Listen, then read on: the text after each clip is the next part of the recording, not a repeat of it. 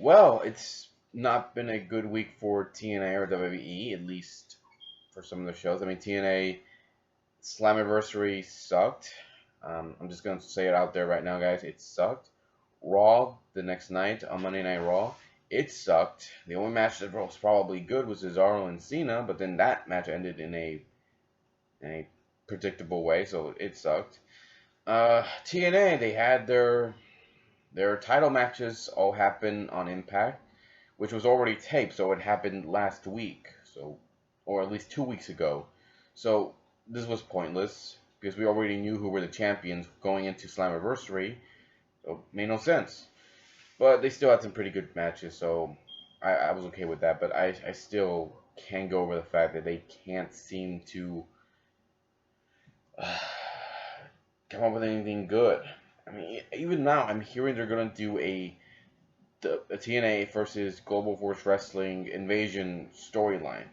That's what I heard. They're gonna do that. They're gonna plan to do that, and I guarantee you that is not gonna draw any kind of fans at all, because they don't got any main event guys that are worth watching. I mean, sure they got a few guys, but not enough to draw in a lot of crowds. So I'm done with TNA. I'm seriously done watching their show. Uh, the only good thing this week was from WWE was the Beast in the East live show they did on Saturday. I didn't see it live because I was busy the night before, and I got home around 11 or 12, so I didn't get to see it. But I'm glad I saw it hours later when it ended because it was fun. I loved it. From what I found out, this wasn't even supposed to be a live special. This was supposed to be a house show. Sorry. Um, but they decided to change it, and I'm glad they did. I'm glad they made this into a live show because this was fun. We had two dark matches: Cesaro defeating Diego, and the Lucha Dragons defeating New Day, Big E, and Xavier Woods. And we started off the show with Chris Jericho and Neville. This was a great way to start it off. The fans were definitely behind Jericho, who made a name for himself in Japan. That's where he began his great career before going over to ECW and WCW. And yeah, he did well. I'm glad he had a great match with Neville. He made Neville look good, and Neville did well, showing he can hold his own against a veteran like Jericho. He did what he does best and hit some good moves here and there, and Jericho even hitting his Lion Saw, which the fans seem to enjoy, even the Walls of Jericho, which the fans also seem to enjoy, and even remember because, well, Jericho was, again, well known there. In the end, Jericho won by submission, and I don't care what people say. That Neville didn't get buried. He got put over. He had a great match with Jericho, and Jericho made him look good, so good job. Next match was a triple threat match for the Divas Championship. I did not care much for this because Nikki won in the stupid way that she always does. Um, Annoyingly was I heard originally supposed to be in this match, but because a family member passed away, she left. So it was Tamina that took her place, and Paige was in this match. But it didn't really matter to me because Nikki ended up retaining, so I didn't care. It wasn't bad, but I could care less about Nikki being champion.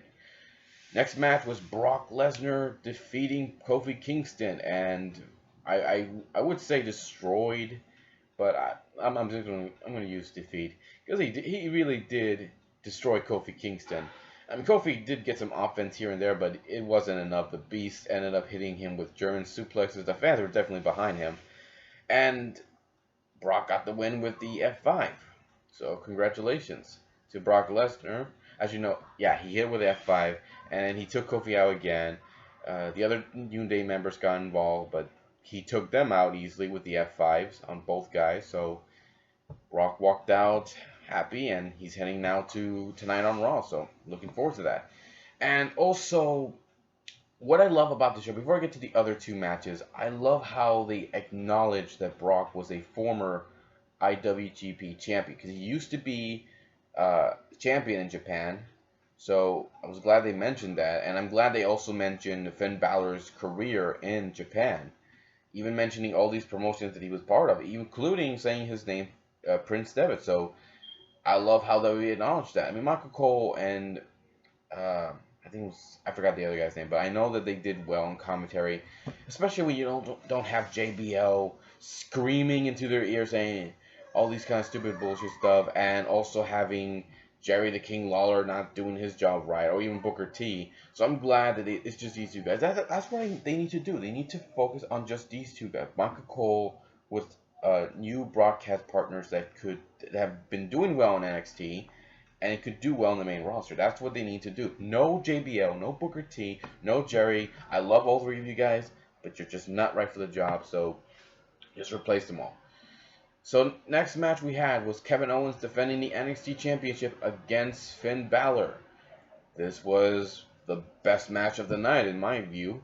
They even threw streamers into the ring. The fans threw streamers in the ring, which I was surprised by, but I was glad to see.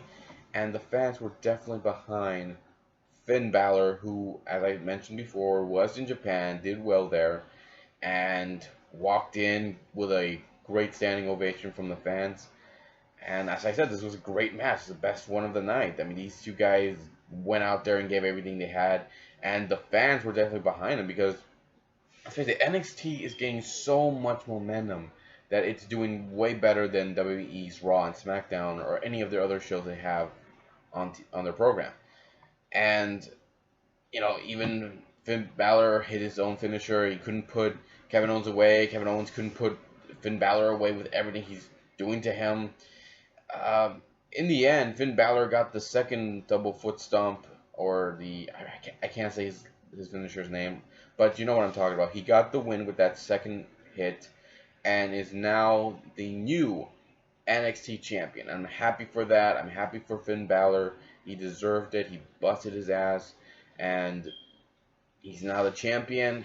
Kevin Owens, I think this might help him with his storyline against Cena, because it makes sense now to give him the U.S. title. I can't see Cena winning it. I can't really see it. They can't have Cena beat Kevin Owens. They have to have Kevin Owens beat Cena, because he's not part of the main roster. And you can't have this guy just come here, lose to Cena, and not be used anywhere else. They need to give him that championship. It needs to happen. So I see Kevin Owens winning the U.S. Championship, but again, this was a great match. I'm glad it went well. We also had the Hall of Famer Tatsumi Fujinami. I probably said his name wrong. Sorry, guys. But we saw him go out there, congratulate Finn Balor, and we saw Hideo Itami in the crowd, and he had a look that I could tell is going to help him with his rivalry, because as you know, he got injured. He's going to be out. He's probably going to come back around November. And when he does, Finn Balor should remain champion, because this will help him with his storyline against Hideo Itami when he turns heel. Because it makes sense. The look he had made me wonder, okay, they might be turning him heel, because it makes sense. Because he got taken out of the match that he was supposed to have in a triple threat match against Tyler Breeze and Finn Balor for a shot at the NXT title. Hideo was taken out before that match, so it makes sense. He's resting from his injuries. He's watching his friend, his former tag team partner, return to Japan. Hideo's home and become NXT champion. And he's getting all these praises from the fans, even from the Hall of Famer. And Hideo's watching, and he's probably thinking, oh, that should be me. That should be my moment. And that could help him.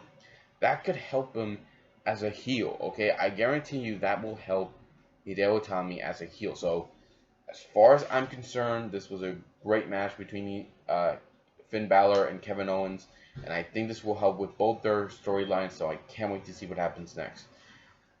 Last match we had, John Cena and Ziggler defeat Kane and King Barrett. I'm not even going to go into great details about this match. It was not bad, but they should have had the NXT titles the main event, but whatever. It was still a good match. I think fans still liked it, but I still prefer the NXT Championship as the main event, but well, that's just what I believe. But if you guys have a different opinion about WWE's The Beast in the East show, or any of the other shows like Slammiversary, Raw, let me know what you guys think.